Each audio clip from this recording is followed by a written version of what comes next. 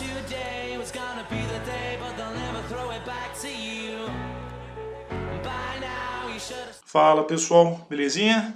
Pessoal, vamos para a nossa quarta e última parte então do nosso estudo sobre movimento circular uniforme. Nessa quarta e última parte eu quero falar com vocês a respeito de movimento concêntrico e transmissão de movimentos no movimento circular uniforme. Que é um assunto que tem caído muito no Enem. Tá? Por que eu falo que é um assunto que tem caído muito no Enem? Porque é um assunto que tem muita aplicação. Essa transmissão de movimentos, esse movimento concêntrico envolvendo o movimento circular uniforme, é algo que está muito presente no nosso dia a dia e a gente usa bastante. Então, por exemplo, quando a gente anda de carro, eu tenho uma transmissão de movimentos. Quando a gente anda de bicicleta, eu tenho uma transmissão de movimento circular. Quando eu olho, por exemplo, um relógio, as engrenagens dentro do relógio tem uma transmissão de movimento circular. E a gente precisa entender como isso acontece e qual a relação matemática que há por trás desse movimento concêntrico e essa transmissão de movimentos. Tá? Então, por exemplo, uma aplicação que a gente tem muito disso quando a gente anda de bicicleta. É a relação entre as coroas da bicicleta e as catracas da bicicleta, tá? As catracas e as coroas, elas possuem um movimento que nós chamamos de movimento concêntrico, tá? Ou seja, um movimento que acontece no mesmo eixo, tem o mesmo centro, e acontece também o que nós chamamos de transmissão de movimento, quando a corrente transmite o movimento da coroa para a catraca, certo? Então, quando a gente olha, por exemplo, essa relação entre coroas e catracas, o que acontece quando a gente anda de bicicleta? Quando a gente anda de bicicleta, eu estou transmitindo o movimento da coroa para as catracas e a catraca, por consequência, transmite o movimento para a roda, o que faz a gente girar, que faz a gente andar, que faz a roda girar e a gente andar, beleza? Então, basicamente, o que está acontecendo? Quando nós pedalamos, nós fazemos as coroas girarem. Beleza? Essas coroas, elas vão girar. Como essas coroas estão ligadas às catracas por meio de uma corrente, certo? Vai haver então uma transmissão de movimento da coroa para as catracas. Beleza?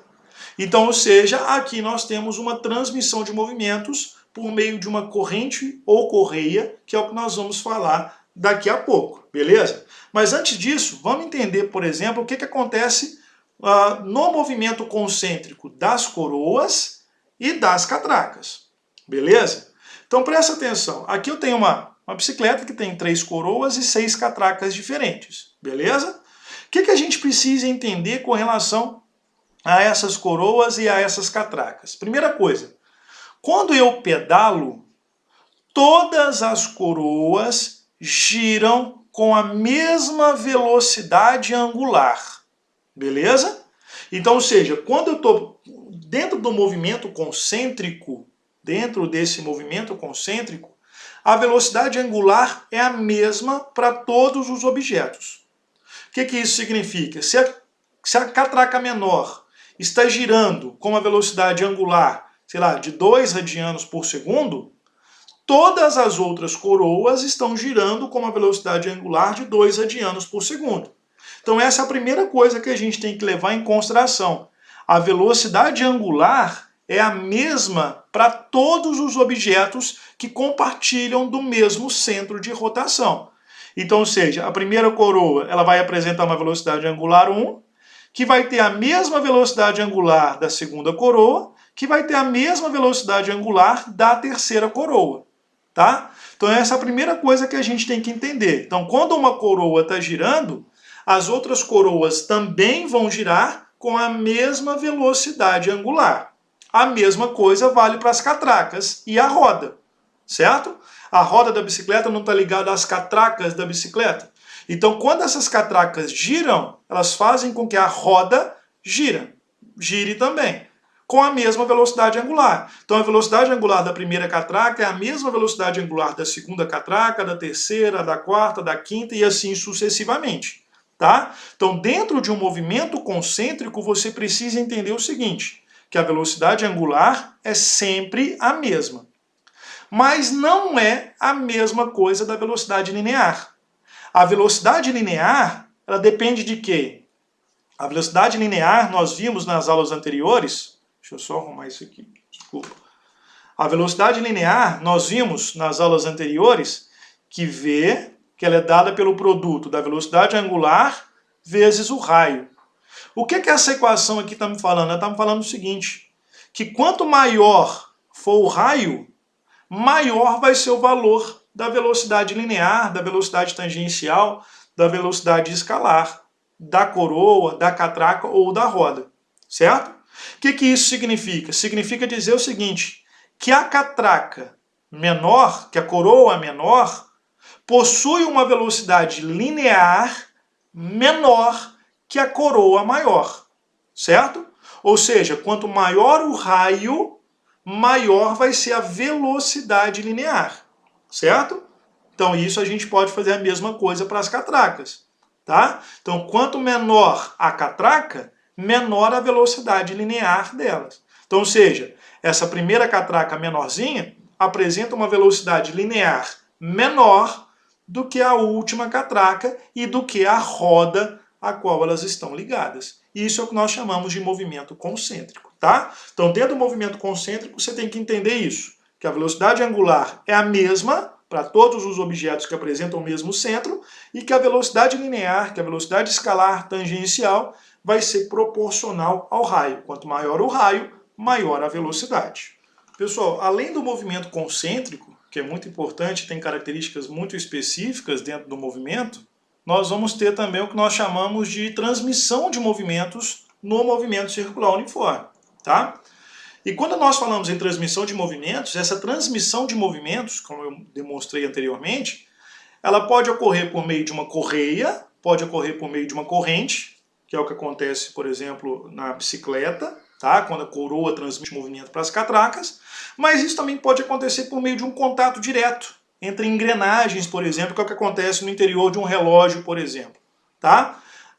Mesmo que eu tenha eixos de rotação diferentes, a gente vai falar sobre isso. Então, a primeira coisa que a gente tem que definir, vamos levar em consideração a transmissão de movimentos por correia ou corrente, beleza? Então, primeira coisa, como eu falei anteriormente, levando em consideração a catraca e as coroas da bicicleta, elas estão ligadas por meio de uma corrente, beleza? Então, ou seja, a velocidade angular das coroas são as mesmas, assim como a velocidade angular das catracas são as mesmas. Agora presta atenção numa coisa. Como a coroa está ligada às catracas por meio de uma corrente, a velocidade linear, a velocidade escalar dessa coroa é a mesma velocidade linear da catraca, independente do raio delas. Beleza? Independente se eu tenho coroa grande e catraca pequena, por exemplo. A velocidade linear, a velocidade escalar é a mesma, certo? Então, o que eu posso dizer matematicamente? Eu posso dizer o seguinte, eu posso dizer que a velocidade da coroa é igual à velocidade da catraca. Entre outras palavras, o que é a velocidade da coroa? É a velocidade angular da coroa vezes o raio da coroa, certo? Que é igual à velocidade angular da catraca vezes o raio da catraca, tá? Então, ou seja, na transmissão de movimento por correia ou corrente, a velocidade linear é a mesma para os dois elementos, tanto para a correia tanto para a catraca quanto para a coroa, beleza? Ou seja, se a minha catraca tiver uma velocidade linear de 2 metros por segundo, a minha coroa também vai ter uma velocidade linear de 2 metros por segundo. Beleza? Uma outra coisa que a gente pode levar em consideração, então, ou seja, a velocidade da coroa é igual à velocidade da catraca, ou seja, a velocidade angular da coroa vezes o raio da coroa é igual à velocidade angular da catraca vezes o raio da catraca. Como nós sabemos que ômega é igual a 2πf, levando em consideração que essa coroa vai dar, ou a catraca vai dar uma volta completa, essa equação ela ainda vai ficar como? Ômega então vai ficar 2πf da coroa vezes o raio da coroa, que é igual a 2πf da catraca vezes o raio da catraca. Corta o 2π com 2π, porque estão em lados opostos da igualdade, então eu ainda posso fazer uma relação com a frequência de giro da coroa e da catraca. Ou seja, a frequência da coroa vezes o raio da coroa é igual à frequência da catraca vezes o raio da catraca.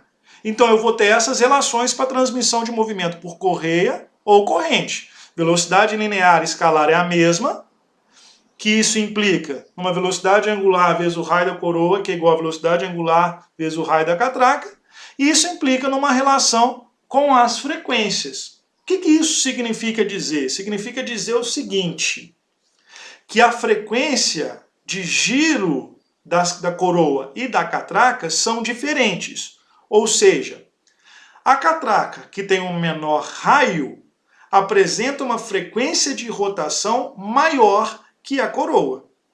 Beleza? Então, ou seja, se eu olhar, por exemplo, essa figura aqui, então, ou seja, essa velocidade Vzinho de azul vai ser a mesma em todos os pontos da correia, da corrente, e vai ser a mesma em todos os pontos da catraca. Certo? Vamos levar em consideração a correia. Então, a velocidade linear, a velocidade escalar é a mesma em todos os pontos da correia. Certo? A velocidade, isso implica em uma frequência de giro maior na catraca do que na coroa. Belezinha? E uma outra relação que a gente pode fazer é o seguinte, é que tanto a catraca quanto a coroa vão girar sempre no mesmo sentido. Tá? Então, ou seja, se a minha coroa está girando no sentido horário, a catraca também vai girar no sentido horário. Isso na transmissão por correia ou corrente. E pessoal, por contato direto, né, que é o nosso estudo agora, o que a gente vai ter? A gente vai ter o seguinte, eu vou ter, por exemplo, duas engrenagens que vão estar em contato uma com a outra, tá? Então, quando uma engrenagem gira, a outra também vai girar. Tá? Levando em consideração que não vai haver escorregamento entre elas, o que a gente vai ter? A gente vai ter a mesma relação que nós já fizemos anteriormente. Beleza? Qual que é essa relação? A velocidade de A, deixa eu só arrumar isso aqui. O que eu vou ter? Que a velocidade de A é igual à velocidade de B. Beleza? Ou seja, ômega vezes RA é igual a ômega B vezes RB. Ou seja, FA vezes RA é igual a FB vezes RB. Matematicamente, não vai haver nenhuma mudança. A velocidade linear vai continuar sendo a mesma, a frequência, a que tem menor raio, vai continuar girando com uma velocidade maior.